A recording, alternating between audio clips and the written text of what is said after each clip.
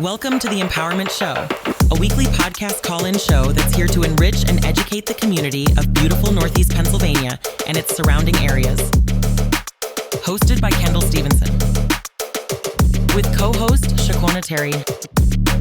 Tonight we welcome Andy Williams and Diva Goddess to the show, so let's get started.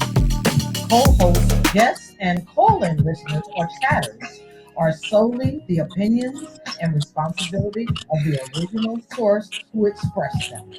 They do not necessarily represent the opinions of Genesis Radio, www.genesisradio.com, Genesis Radio's owners, management, or affiliates.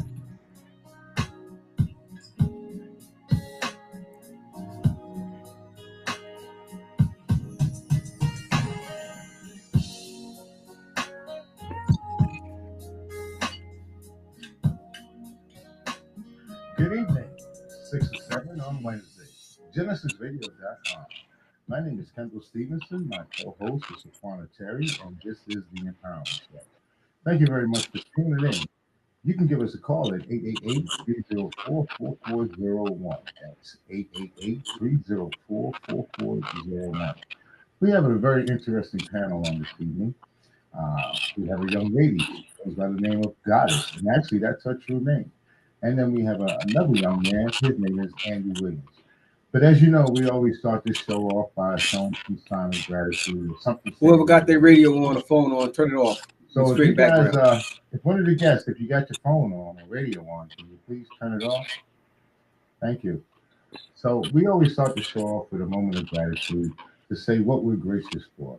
I've had some very good experiences, and I got some good messages that came through about my health.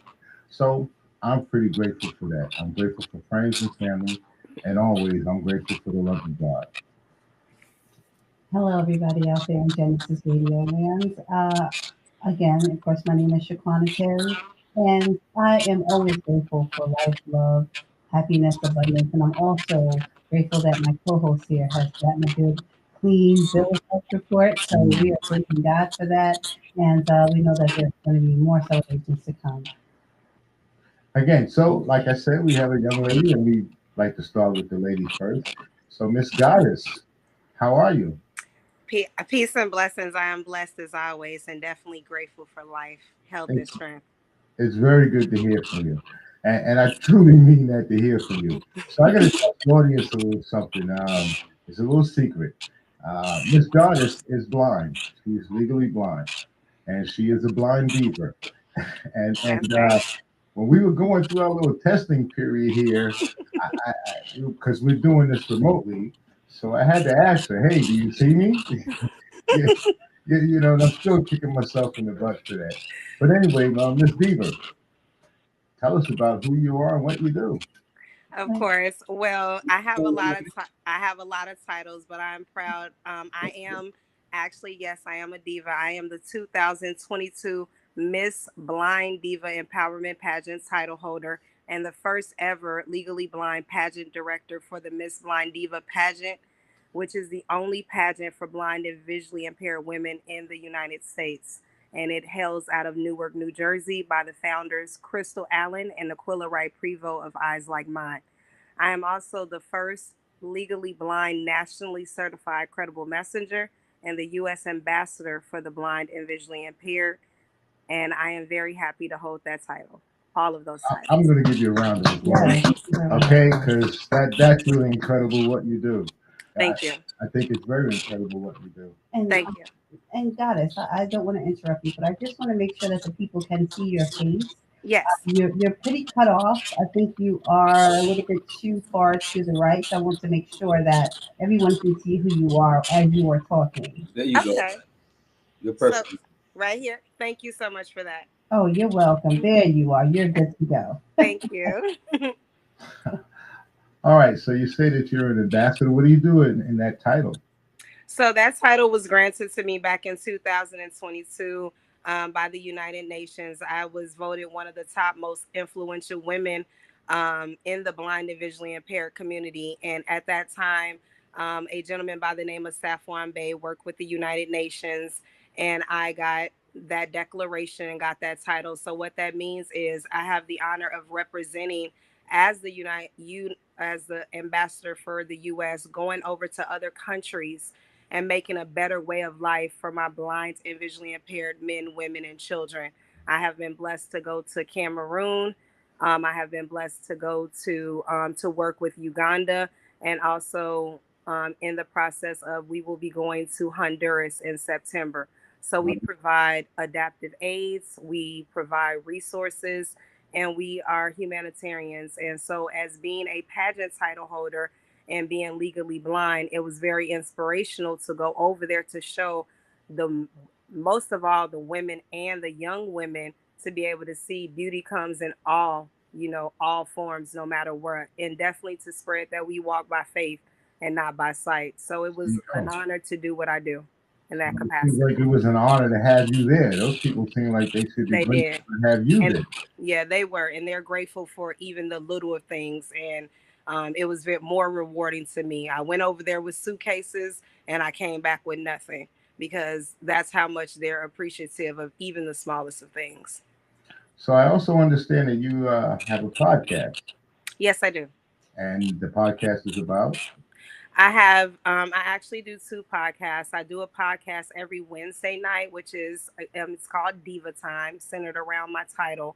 Because when I became a title holder and I started interacting with so many different people on different platforms, from celebrities to humanitarians to regular unsung heroes, a lot of times people don't know or have never met someone who's legally blind, and never met someone who's legally blind that does everything that I do. So I wanted to start.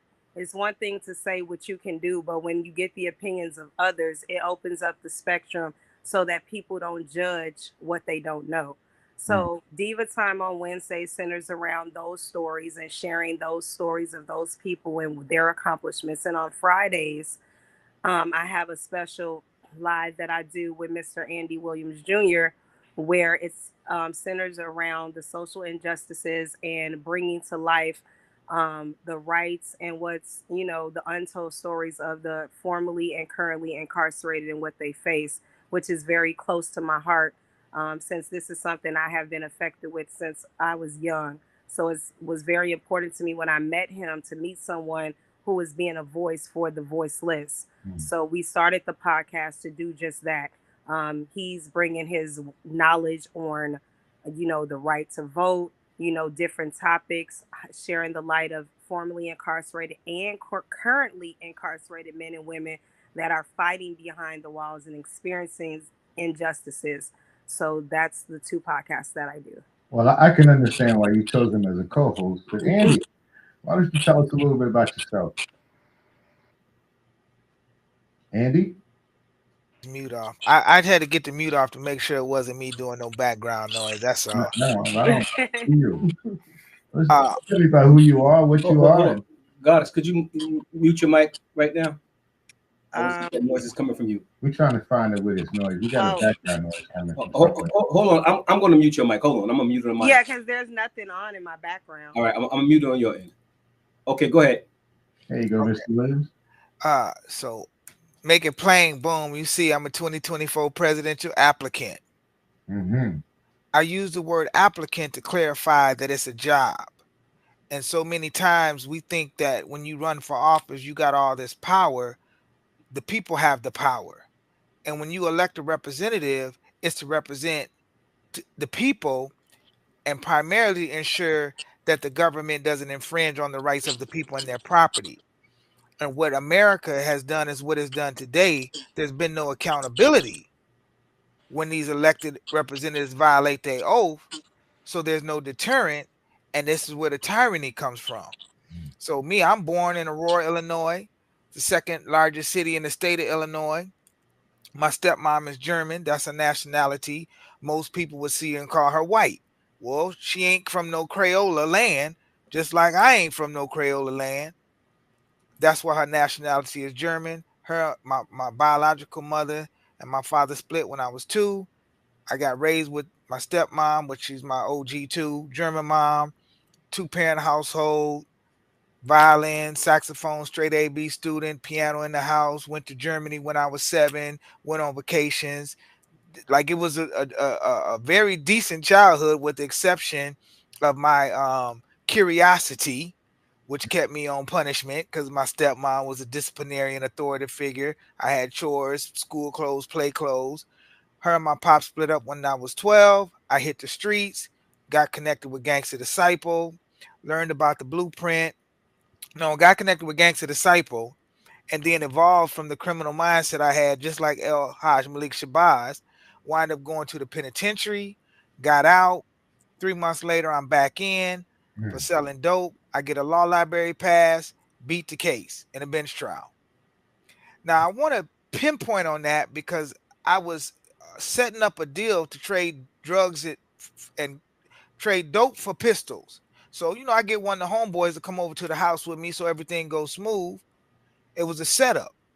So when the police raid the crib, he get popped off. I go to get locked up. I confess. My homeboy walk. Cause hey, I'm 51. I'm from that old school. We cut from the cloth. Don't nobody take no ride for something they ain't had nothing to do. So once I did that, he get out. Then one of the old school brothers, he was a stone. He said, if you never made the statement, you would have got off too. Get a law library pass. Boom, I got the statement suppressed. And the same judge that suppressed the statement said, yeah, I know you're guilty, but the state didn't prove it.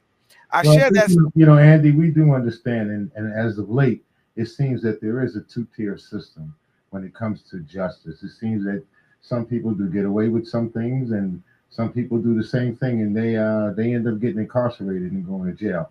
Not to say it's fair, but that's been the system for very long, and we understand that at being in prison, that's another form of slavery. That's what it is, and that's what it was designed for, to arrest you and incarcerate you, and then you can be utilized for whatever they want to do with you. But yeah, we do understand that it's a two-tier system. So how did you end up getting hooked up with Miss Goddess? The first time I talked to Miss Goddess, it was through I was called in to be a guest speaker on a Sunday meeting they had with this lady mom's Miss Tia Williams, and then I spoke about that the work that I do for eradicating the gang database, gang legislation. And they was inspired by that, and then we just connected from there. And she was one that was very vocal, outspoken, with a good spirit. We followed up, and then she said, watch this documentary I got, and I watched it. Then we just plugged. It's my sister. It ain't no other way to do it. That's how we connected. And from there, we as they say, we fair for a square. I haven't heard that one. I've been around a minute or two, but I haven't heard that one yet. You say you're from Illinois? I'm from Illinois. Yeah. Chicago? A suburb of Chicago. All right. Okay. So that's your background there, huh? Yeah. Well, I come up through the streets, though. I come up through from Gangster Disciple to Growth and Development under the Honorable Chairman Larry Hoover. And that's how I turned my life around through that blueprint, by applying what was written. I didn't just read it and say, hey, oh, this is great. I actually applied it, and then, got back on the right course of where I needed to be, because I had a foundation. I just went off the course, and then I came back to it. Well, you guys are doing a lot for the community with the podcast that you're doing, right? So Yes. What would you say this podcast that you're doing, what would you say your greatest accomplishments have been as far as helping out the community, getting any bills passed? So I don't really do bills, because bills is a form of legalized slavery. That's what legislation is. I've sued the United States in 31 states for the ongoing role of slavery. So what I do is I deal with the rights of the people that is given to us by nature's God and the creator, not by the government. So all the rights that we have, that we were born with, the states have passed legislation and bills that have infringed upon them rights. And I challenge that, from traffic stops, gang database, gang legislation, prison labor, IRS taxing, which I did win when I sued the IRS. So that's what I do. Mm-hmm. I don't do legislation. Legislation is legalized slavery, because anytime you can get the majority to come and make a vote, that's the Ku Klux Klan, that's mob rule. And you ain't never gonna vote away my rights. I'm not going to dispute with you, but the Ku Klux Klan were actually the minority, And a lot of the bills and things that are being done are done by people of the minority and not the majority. So they call it the electoral college, and that's not the majority. But everything that we've ever accomplished in this country so far has been done through legislation. We marched down streets, and a lot of us have died for civil rights and those different type of cause. All that's been done through the power of voting and through the power of legislation. So I mean, legislation and that, like I said, the power of voting has taken us a long way, which is why I still vote because I believe in the power of voting. I don't believe we've gotten anywhere without it. People may dispute it, but again, we all have our different opinions, And there is a two-tier system, and yeah, some illegalities going on when you can prove them. But then again, a lot of people have conspiracy theories too. They think something is going on, but yet when you say prove it, oh, that's another story. But Miss Goddess, are you back with us? Do you see me? Do I see you? So here it is. You want the kicker? I can't see you. Okay, but yes, I am here. And to answer your question, how the podcast has helped, in addition to what Andy has shared, not only given the knowledge, but it also has helped shed light on. We have a lot of our men and women that are incarcerated, and they don't get a chance to have a platform to get their stories out, especially ones who haven't even committed their crime and are behind the walls. Right. So I'm happy because I have gotten emails that there was one gentleman we had on the show who has been sentenced to 30 years, has served 13 years of that 30-year sentence, Wow. fought his case, should be out, and it has just been taking forever to just go back to where he can get out. Since being on the show, he took a risk, came on, shared his story. He has now gotten legal assistance to help him, and it has moved forward and gotten some pressure, and he is going to be getting some, results, and which is good because his mother is very ill, and any chance that he has to be able to speed this up to come home, that's an accomplishment. I said earlier, I was a credible messenger. What that is a lot of people who don't know, I come from Chicago proudly, on the south side of Chicago, one of the roughest areas that's known now as O Block. I'm a former gang member myself. Parents grew up, all of my blood. Wait. Let me rewind that tape for a second because I'm trying to picture this in my mind. That's right. The only way I can picture this because I can't see this. So you were a gang member. Yes, I was.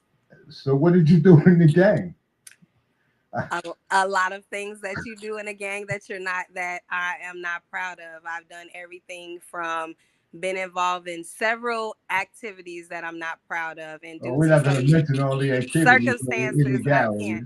But that's the power of my story. When people see me and they see a crown and they see I'm a beauty pageant title holder, you never know what the journey that I've been through to get to this crown. Wow. And then when you hear I'm legally blind, but then that's what's the power of my story. And that's how I'm able to reach at-risk youth, men, women, and children who are behind bars, and people like when I came across when he met me, Andy, because you never know a person's story. And I've been on the streets since my mom went to prison when I was 7 for capital murder, growing up in the system. And I've been on my own since I was 12. So when you're so young on the streets, you turn to gangs for a family when you don't have one. And my turning point was when my 15 and 16-year-old brother got 44 years. And by the grace of God, I got a second chance, which I turned my life around. And so, yeah, it's hard to believe, but that's the power. And that's why a credible messenger is very powerful, because we use our own shared life experiences to be able to reach a platform of anyone. So there's no one I can't relate to. And that's your superpower. So that's being my blind superpower. is actually your superpower. That's right. It's not a hindrance. It's what you use as your superpower. That's right. I understand that well. I understand also having what people would call a disability. I have developmental dyslexia. Couldn't read or write until I was about 14 years old. Yes. So the kids, they hassle you and handle you, and it's difficult to even communicate with other people. So I understand a little bit of what you feel. Okay, I just want to interject here because I'm sorry. I've been listening to him She's talk. Been listening and listening. And Please I was let's trying hear to it. wait for a moment here, so I was like, let me just wait. But I did want to touch a little bit more on the podcast that you both have together because it sounds like you actually help those people who, of course, who are underserved, who are marginalized in the communities, and of course in the justice system. So the gentleman that you spoke with or that came onto your podcast, you said he had some success with his case. Are there others that you're helping like that? Are you providing legal advice, or are you just assisting them with getting that information out? And how are you getting that out to the community besides the podcast? Moms under moms, mom stands for Mothers Opposing Against Murder Survival Movement. So under that, we in addition we have a inmate adoption program, and what that program provides is assistance and resources. There are men and women behind the walls that don't have any type of support. So in addition to regular support such as making sure they have a means to have hygiene, to eat, if they need legal aid, yes, I have a list of paralegals who work inside of the prisons, who have obtained their degrees. I have men that are out, men and women that have served, gotten out, and provide services. So I connect them to get research on their case.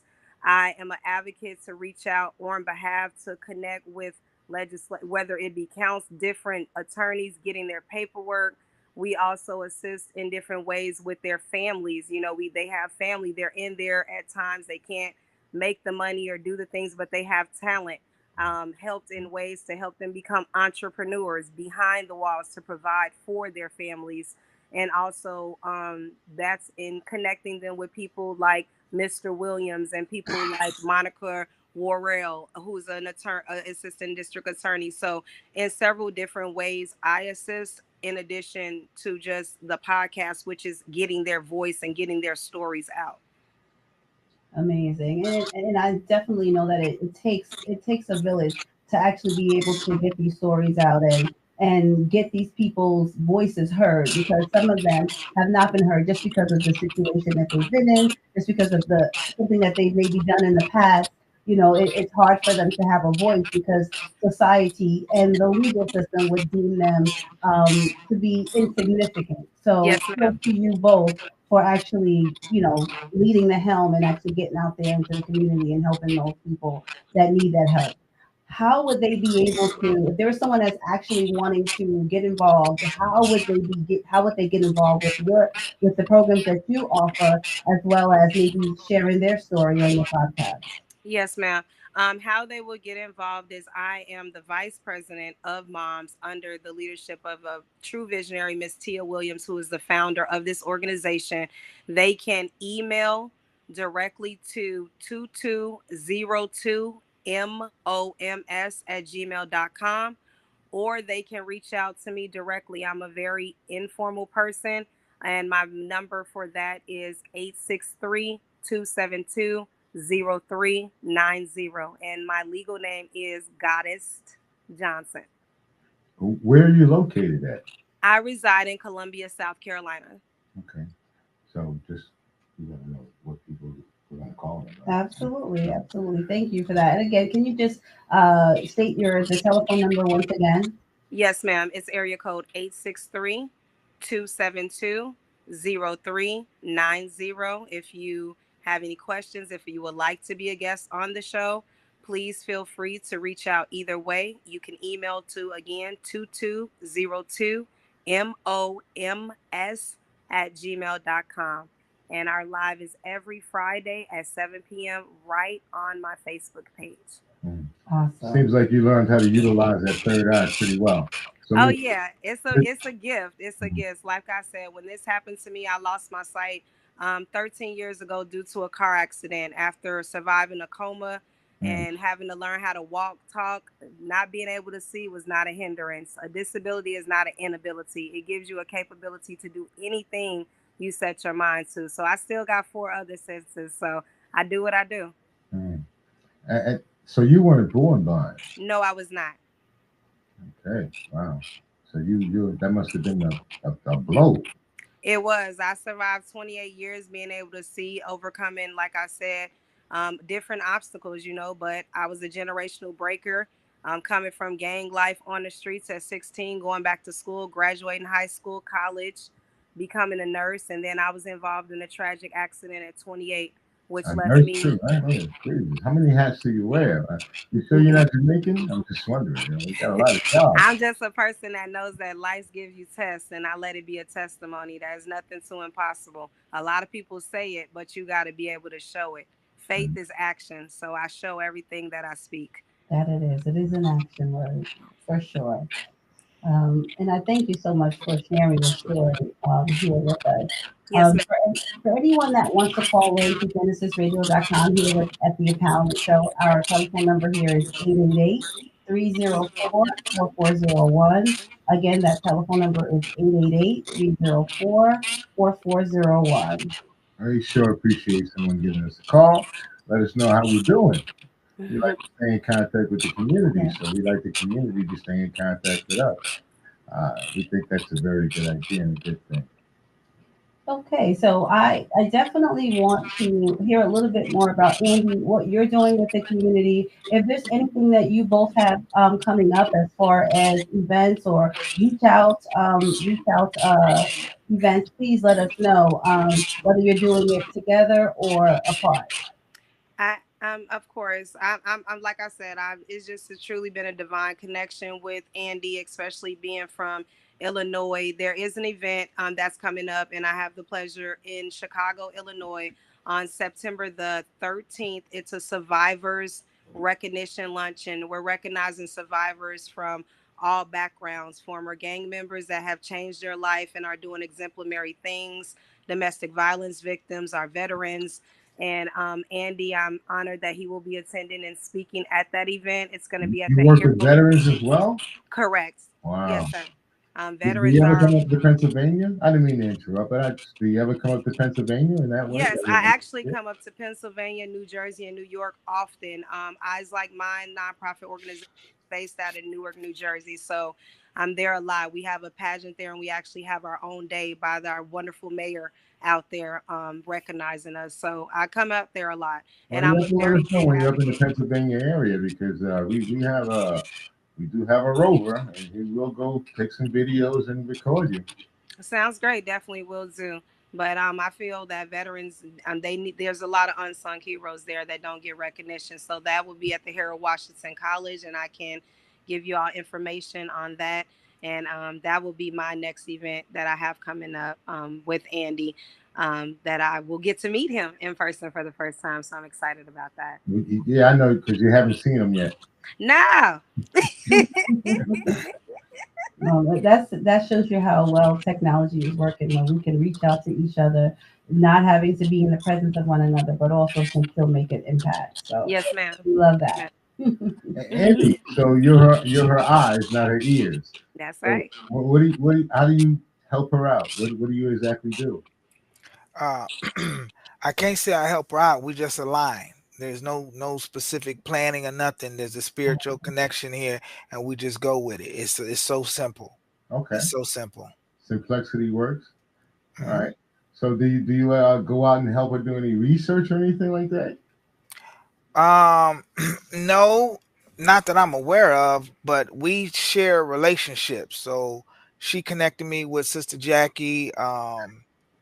And right now, if I just really be honest, Goddess has pushed our campaign to another level, getting the information out in that, which we have a big movement right now called the Ballot or the Bars, and it's about the current, formerly incarcerated, and the natives' right to vote. And Okay. so that's coming out, and it's just for federal elections. So that's what we're doing. I got a whole website, prisonervotesmatter.us. And what we do, it just second part of it just got updated today. As people go to the website, they type in their loved one's information, then I'll send them a postcard, send them a letter. One of the big things that I'm working on besides running for president is I have a ministry called AWJ Ministries that's about setting the captives free. And what I'll be doing is once people become members of the organization, our ministry, will be filing habeas on behalf of those that are incarcerated or enslaved, I like to say, when there's no victim, there's no injured party. because when there's no injured party, that's just legalized slavery. That's what the legislation is, that they're using these codes and statutes. And the Supreme Court decision that just came down that overturned the Chevron deference, it sustains my uh, it supports what I'm saying about these legislative courts don't have jurisdiction. It's a violation of separation of You got to power. explain to me what is a Chevron? Do you know about that deal? So the Chevron deference was a Supreme Court decision that came down 40 years ago that Hmm. allowed administrative courts, which that's what these legislative courts are, to rule on constitutional issues. Hmm. And they don't have the ability to do that because it's a violation of separation of powers. You got the judicial, executive, and legislative branch. So these administrative agencies, um, they don't have the authority to make rulings that are fit for a judge. And that's when I talk about the legislation being legalized slavery. All of these statutes that have been voted on that affect the people's rights, they're unconstitutional. And the Chevron, the overturning of that happened last week, Hmm. solidifies that. So what we do is we do a habeas on behalf of our members, and we're declaring that they're being unconstitutionally held, Hmm. enslaved. That's just what it is. It's enslaved. Hmm. And Yeah. so that's what I do. I really get to the root of what's happening. I've studied this and just keep reading. When I had sued the United States in 31 states, it was took me on a journey that helped me open up and see a lot that I did not know. And it was just the spirit of the ancestors leading and guiding me. You know, Mhm. I've heard a lot of people say, "Man, you ain't gonna win," and I win by learning. And now we kind of like are in a position where I feel we got a checkmate move. Hmm. So, when we were off mic or off air a little bit ago, we were talking about the RICO Act. And why don't you explain a little bit about that? Because I know you have a good understanding of that, right? So the RICO Act is the Racketeering Influence Corrupt Organization Act. It took about 30 years to pass. I can't think of the legislator who got it passed, but basically the Italians and the Sicilians were doing illegal activity. So they were trying to enhance sentences on them. And prior to the RICO Act, they had the Hobbs Act that would lock people up for doing crimes, but you allege crimes, I say, but it wasn't given enough time. Hmm. So then they got this RICO to say, hey, if you connected any type of way, then we're gonna get you for a conspiracy. So it Hmm. just was an enhancement. And it took, like I said, over 30 years to pass. Um, and what I'm saying is the ones today, first of all, the RICO Act is unconstitutional because it violates what we call a bill of attainder. And a bill of attainder is when you focus on a certain group of people and pass a bill just based on that certain group of people because it violates the equal rights of the law. And that's when you focus on the Sicilian and Italians, you can't do that. It's got to be a broad thing that said this for the better of the people. So that's number one, why it's unconstitutional. The second thing why I say it's unconstitutional, well, no, I won't say it's unconstitutional. I'm going to say it's not being applied equally because the real criminal enterprise is this current judicial system Hmm. because you're locking people up. I just want to clarify something just real quick, because when you in the RICO Act, that means conspiracy, right? No, the C in the RICO Act is the corrupt organization, but Mhm. it's three parts: A, B, C, D, and the D part of the RICO Act deals with the You may have to conspiracy. conspire to commit a crime. They have to prove that, but that's what people Right, Well, did. I mean, that's the whole thing, is that together they're all committing the same crime, or they're conspiring. One guy's in Europe, one guy's in New York, one guy's in Right. Brazil, But I and think together they conspire to commit these crimes. I think the issue is that the what they're passing is only directed toward a certain demographic, which is unfair, Mhm. correct. right? That if I understand what you're saying, Andy, is that it's actually just for Italians and To say Sicilians, right. whereas not everyone commits these crimes. There are many Mhm. people of many different backgrounds that commit these crimes. Why do they get that treatment?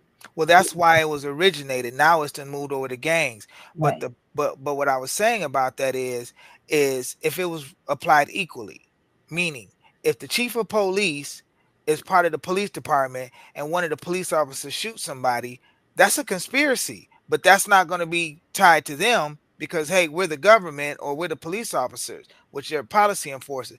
But if you do something like, for instance, our political prisoners Larry Hoover or Chief Malik Jeff Ford out of Illinois, they can get charged with conspiracy and they locked up behind the wall, have no control. And the United States versus Scales, which was a communist decision, they said you can't charge somebody just because they're members of an organization. You have to show the intent. And that's what the Supreme Court said. So, with that being said, you can never show intent of a conspiracy because I have no control over what another man or woman does. And if you have control over what another man or woman does, that's the government because that's oppression. You control us with your billy club, your police officers, your handcuffs, and your bars. So, who's the real conspirators here? Mm. And that's where I'm coming at it with. And I'm just looking at it from an equal treatment, saying we all are people. Just because you have a job title does not cloak you with the rights, with the ability to infringe upon my rights. And the proof of that is the fact that you got the billy club, the gun, the bars. That's the proof. Because if this was freedom, you wouldn't need all that. And that's the point that I'm saying. And I'm not saying that we should not have order in our communities, but you can't have an overseer running order in our communities without our communities having some say so, specifically in the 1960s with the Panther Party. They wasn't letting men beat up on their women. Call me. Your son doing something wrong? Call us. And that's us piecing our own communities, bringing that in. And we don't need another culture that doesn't know how to teach us, treat us. And so we have the ability as our unalienable rights to do what we want in our community to deal with it. And that's the part of restorative justice. If you're Yeah, not I get that, but when your community is not policing itself, what do you do then? right, but we got So you there. can't So let crime run rampant. You can't. I mean, the guy's on the corner. He's selling drugs. Another guy in the corner committing murder, and the community. I ain't going outside to get involved in none of that. So who's going to get involved with it? right. One of the things is, and I say this, I'm not advocating for people to um do whatever they want to do. But when Right. you take a sweep of 400 people, you look in Texas and California and Oakland, 400 men were swept up, locked up in jail under these conspiracies. Who was there to raise these children? And now this is the fruit of that's happening. And then we want a quick fix. And I'm saying that's going to take some time, but it takes time with a plan. And the plan isn't, well, I'm just going to lock you up because of that with no resources. So if I'm going to lock somebody up, quote unquote, it's not from vengeance. It's more about restoration, healing, uprooting the generational trauma that's been there. Dr. Joy DeGroy teaches about that, the She post-traumatic does. slave syndrome. Yeah. Yeah. That's what we have to do in our communities as a prevention, intervention, and redemption. We have the ability to do that. We have ability to work with the churches, the non-government organizations, the elected officials that are looking for solutions but don't have them. Instead, we're saying, oh, just lock them up. And that's us that we're locking up. And so what I'm saying is, no, I don't turn a blind eye to harm, but I also can say, yo, little brother, I understand how you got there. Now let's reverse that curse and walk with you and build with you. And I agree. now we'll have a different generation, Yeah, I 5 to 7 agree, years. but all of us need to participate. I look at myself as an ancestor now. I've reached a certain age, and I'm part of that ancestry. I'm the ones that the kids are going to look at to say, well, I should act this way or I should do these certain things. And believe me, when I talk to the youth, I point them in a certain direction, and I try to point them in the right direction that I think should be the right direction. But you're correct. We come from a two-tier system. It's always been a two-tier system when it came to us. It's never been a fair deal or a fair shake. And I don't expect it. And I don't expect it to come from someone else. I don't expect someone else to give me a fair shake. I don't. Mhm. But I do expect my own people, which this is the problem that we've been having lately, is that we're definitely not monolithic. And it seems to be that way on a lot of fronts. We have those that want to argue about being African American or being black. We still have those that still want to call each other by the N word. So no way are we yet together as a people. So the things that you want to lay on the table, I'm good with. But like my man said, we need to be re-educated.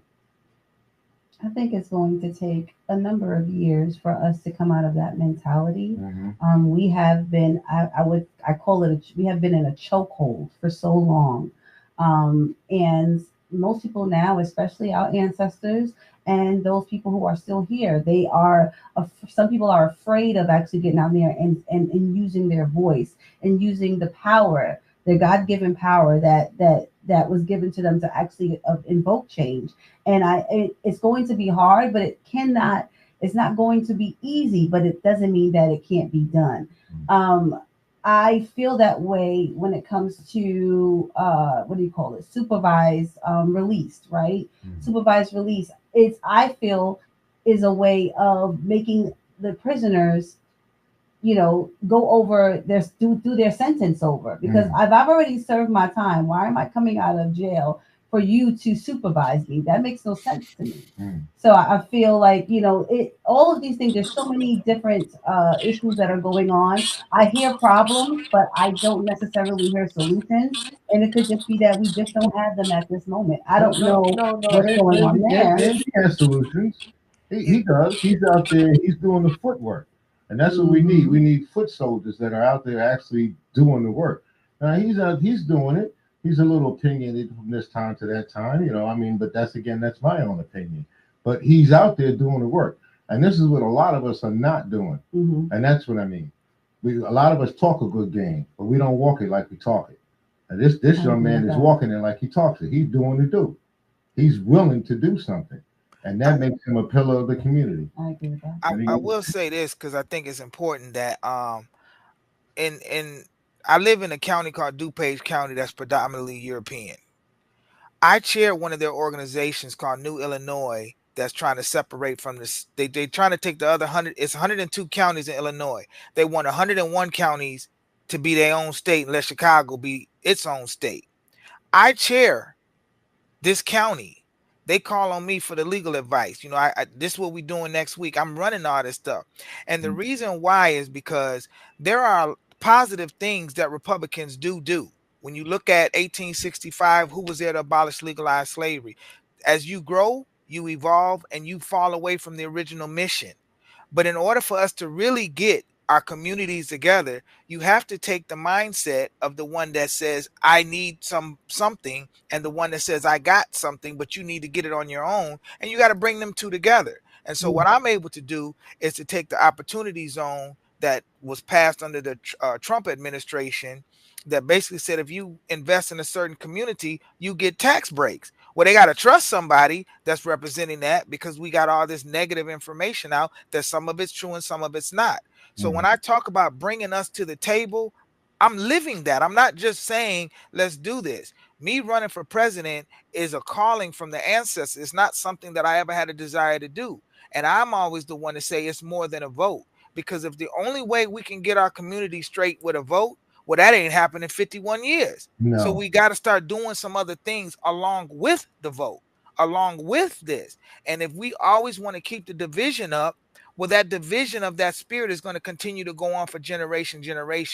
I'm of the mindset, I'm from the Joshua generation. I honor the Moses generation. So I sit at the feet of the elders from the 60s. I can pull out letters from people in prison, from all of them, from Jalil Muntakan, all these brothers. I'm sitting here talking to them, learning and listening, and then going to implement. I do less talking and more moving. Less talking. So when people say, well, why you can't come to this event? Because who gonna write up the lawsuit to help Free get out? Who gonna write up the lawsuit to help Musa get out? Because you waiting for a lawyer, and these lawyers ain't helped us get nothing. So it's funny for a person that doesn't do any legislation. You sure do a lot of legislating. I do a lot of advocacy. Advocacy. It's advocacy work. Like it's a difference, right? Oh, man. Not I much. think it is. I think it is. I challenge legislation daily. All my lawsuit is challenging. I got a lawsuit right now, which is not the most popular one, but when people read it, now they understand. Felons have the right to bear arms. The reason why the felons have the right to bear arms, because we're in an undeclared war on the streets. The police job is not to protect me. So who's going to protect me and my family when, Joe Blow run up in here because he know I'm a felon? Well, you're going to meet whoever meet at the door, whether it's Smith and Wesson, whoever. And that's the right we have. And if those individuals, again, I feel like the 60s has the ability to bring the curriculum forth to teach our own history, not asking somebody else to teach. And it starts at home. I got two bonus sons. My wife Puerto Rican. You ask him, he tell you he the political protege. Why? Because his stepfather, which he don't call me stepfather, but me, I'm teaching in my home. My daughter, 30 years old. I got 3 daughters, but the oldest one, she sent me the TikTok, said, Dad, this girl was talking about the Chevron defense. Dad, she was saying what you be saying. So if we not teaching our home, how we ever gonna get it straight? We want to reach the masses, but we don't want to reach the ones that are most directly tied to us. And I think that's where, if I look and see the 60s, I don't want to save the world. I want to represent my family and let my family be that. Because I'll close with this. Not Moses, but Noah, the story about Noah building the boat. The people saw him building the boat, and in the beginning, they always like, well, we're gonna help. But it kept going on for years and years. They said, this man crazy. But when that door closed and that first blip hit their head, they were trying to get in the boat. It was just him and his family.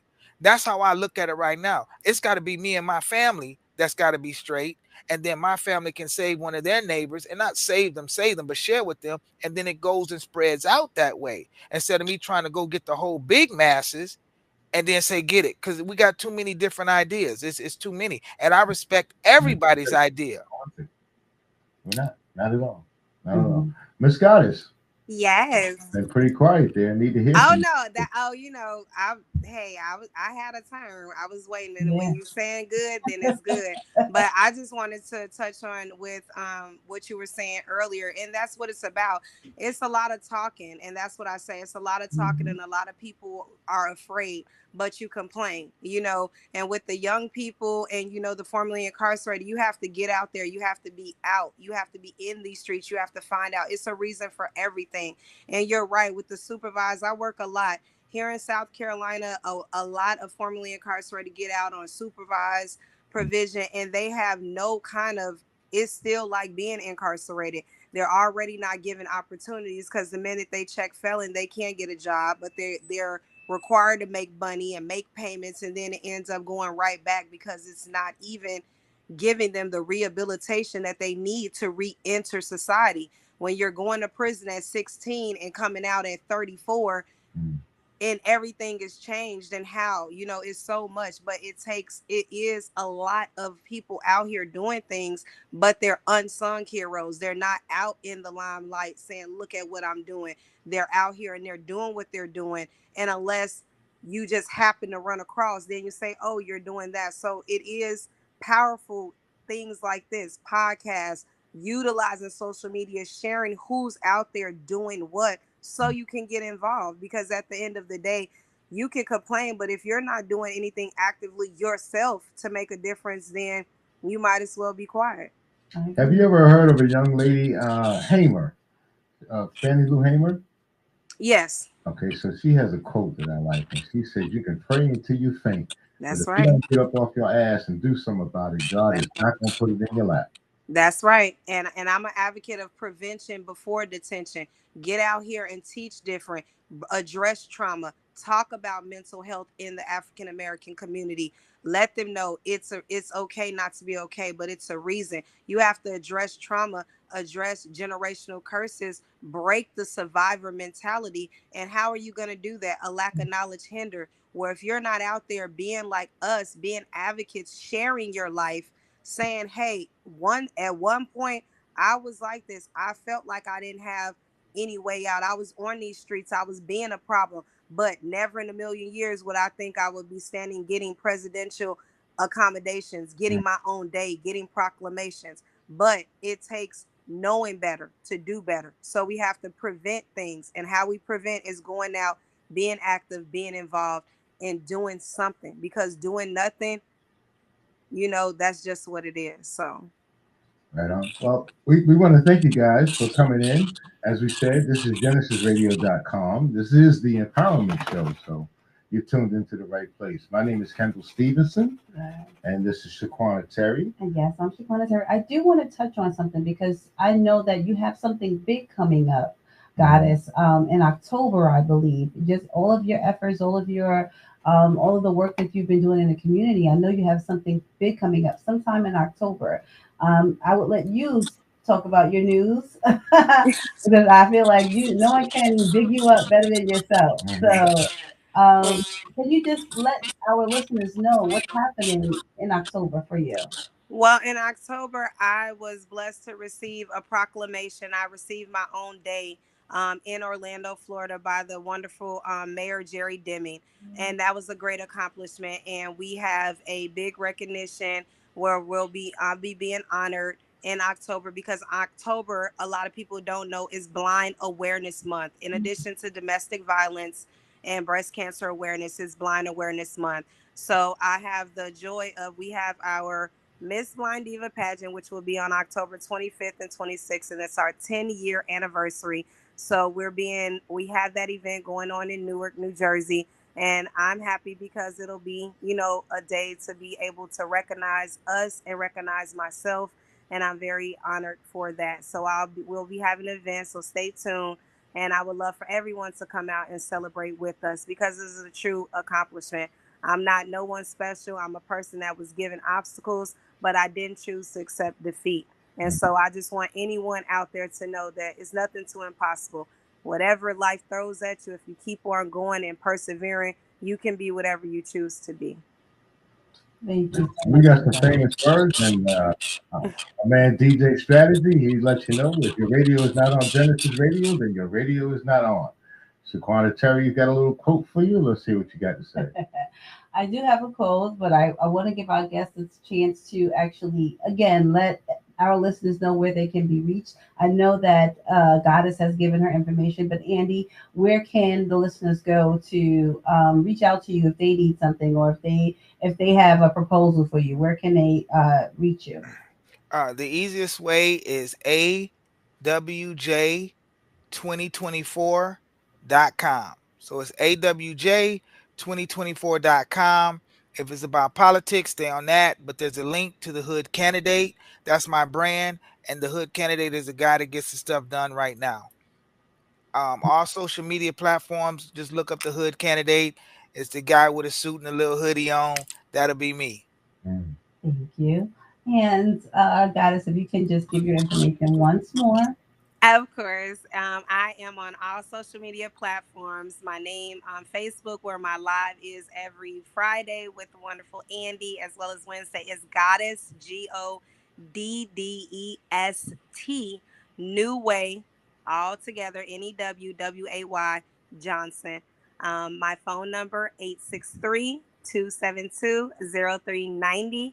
And email address is 2202 moms@gmail.com. Thank you so much. And please tell Tia, Shaquana Terry said hello. She was here. And she was amazing. I loved her, and you guys are doing amazing things. I actually told her to go and hook up with someone in Oklahoma that she's trying to do something over there. So I want to just let her know that I Yes, see her. I I understand. I definitely will. She's truly amazing, and Yes, she's leading a powerful move in a Million Moms March yes, next year, May 11th, 2025. She's truly being a voice for all of the mothers, fathers who have had lost children, loved ones, gang violence, gun violence, anything you could think of. So she's truly phenomenal. So definitely, she's amazing, and I salute women like her. yes. That's right. Thank you. You're welcome. Great. Do your Well, thing. I am Shaquana Terry, and I will leave you with my moniker as be yourself because everyone else is taken. You are you, and no one else can be you. Kendall Stevenson, pretty easy. Peace. Thank Oh, you.